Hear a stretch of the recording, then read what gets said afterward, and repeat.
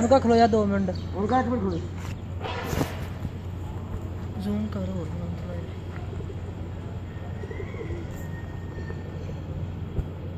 बस हो गई अभी वो उठ जाके कबूतर उड़ गए वो लोग लग गया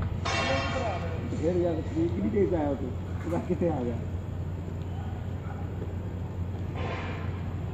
ये भी निगम बैन में होती है ये तो भाई अंदर नहीं ना बड़े रांदे ने दोनों बड़े कबूतर जेड़ा उड़ के आंदा है ना बड़ी छेड़ खांदा है नरम होया नहीं बैन का दिल करदा कि ये बैन ते मैं पवां एवें कर उड़ गया ये ਹੁੰਦਾ कि थल्ले हुन उड़न दे ते मैं किदे दा उड़न दे आ गया बच्चा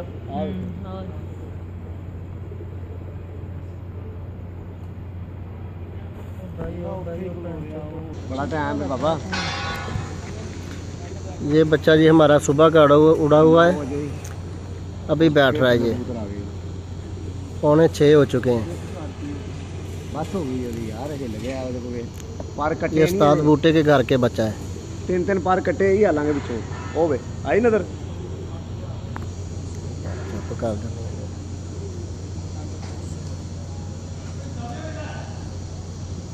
अजे भी वो कबूतर वाला देखता भाई